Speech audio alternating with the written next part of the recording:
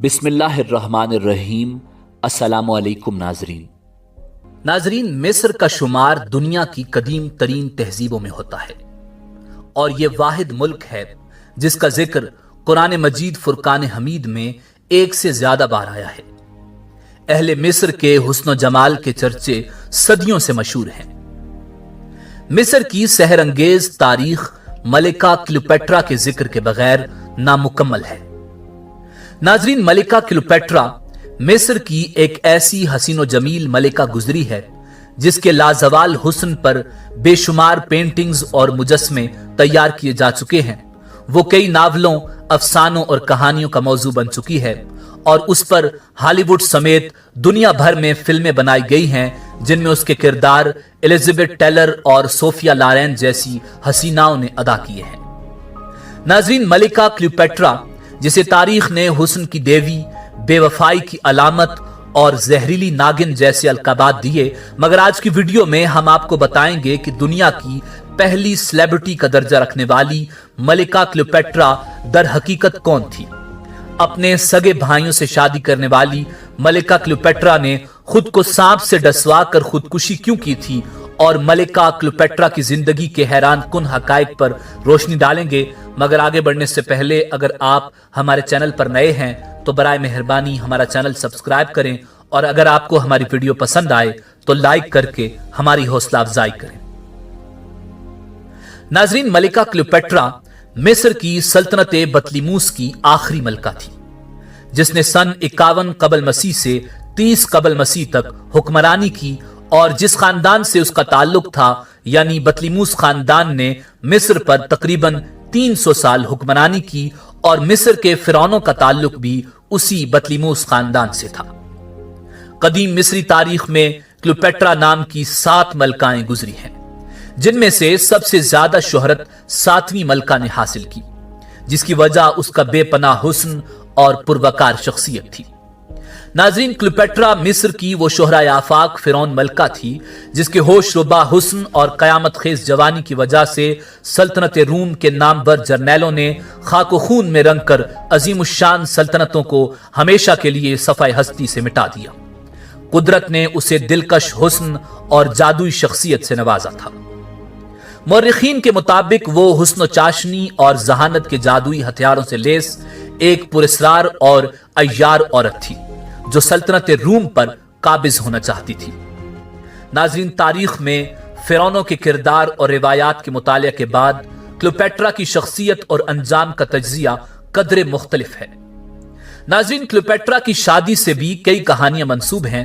कदीम मिस्री ममलिकत में तमाम बादशाह खुद को फिरौन कहलाते थे और रिवायात के मुताबिक शहनशाह अपनी सगी बहन से शादी करता था। क्लियोपेट्रा के 2 भाई थे, एक बड़ा और दूसरा छोटा। वो दोनों 13वें और 14वें फिरौन के नाम से जाने जाते हैं। 51 कबल मसीह में बाप के मरने पर क्लियोपेट्रा का बड़ा भाई तख्तनशी हुआ और उसने अपनी 11 साल बहन क्लियोपेट्रा से शादी कर ली। उसकी हलाकत के बाद छोटे भाई ने तख्त ताज संभाला और उसने भी रिवायात के मुताबिक अपनी उसी बहन से शादी की तो क्लियोपेट्रा 18 साल की भरपूर जवान और खावंद सिर्फ 13 साल का नाबालिग बच्चा था।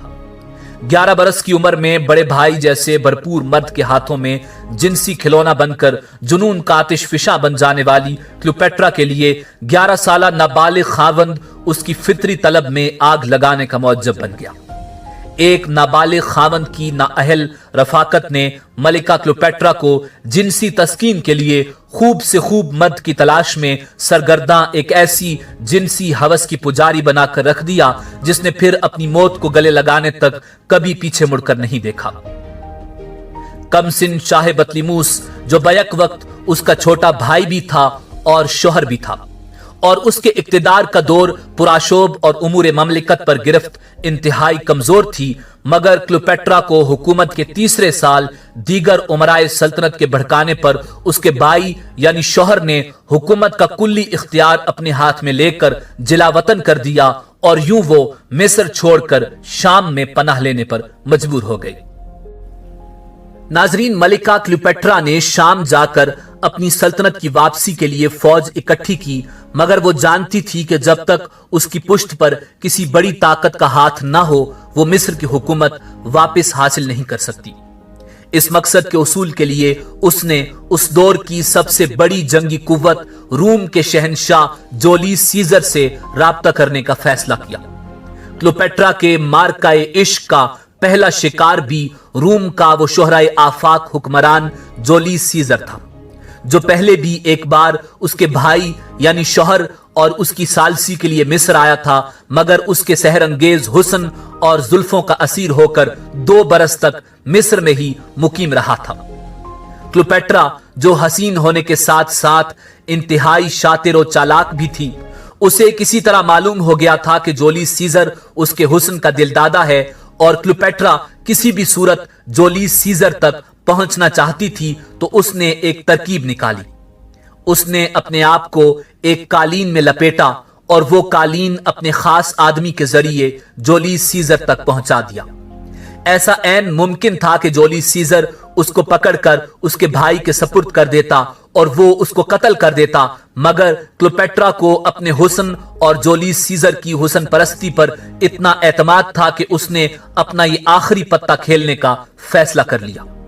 جولیس سیزر کے سامنے قالین کھولا گیا تو اس میں کلیوپیٹرا برآمد ہوئی، تو اس نے کلیوپیٹرا کی طرف دیکھ کر قہقہا لگایا۔ کلیوپیٹرا کی توقع کے عین مطابق جولیس سیزر اس کی زلف کا اسیر ہو گیا اور اس نے کلیوپیٹرا کے بھائی کے مقابلے میں کلیوپیٹرا کی حمایت کا اعلان کر دیا۔ ناظرین، اس وقت جولیس سیزر مصر میں اپنے حریف پومپائے کے تعاقب میں آیا ہوا تھا۔ اسے ختم کر کے اب وہ روم کا طاقتور ترین شخص بن چکا تھا۔ اسے فوری طور پر روم پہنچ کر وہاں کے معاملات سنبھالنے تھے، مگر اس نے اپنے آپ کو کلیوپیٹرا کی چاہت میں گم کر دیا۔ کلیوپیٹرا نے موقع پا کر اپنے بھائی کو بھی ٹھکانے لگوا دیا۔ اب اس کے راستے میں کوئی دیوار نہ تھی۔ ناظرین، بطلیموس کے فرعون کلیوپیٹرا کے بھائی یعنی شوہر کی ہلاکت پر ملکہ کلیوپیٹرا نے خاندان فرعون شاہی کا تخت و تاج سنبھال کر خدائی کے دعوے دار فرعونوں کی روایات کے مطابق خود کو دیوی کہلوانا شروع کر دیا۔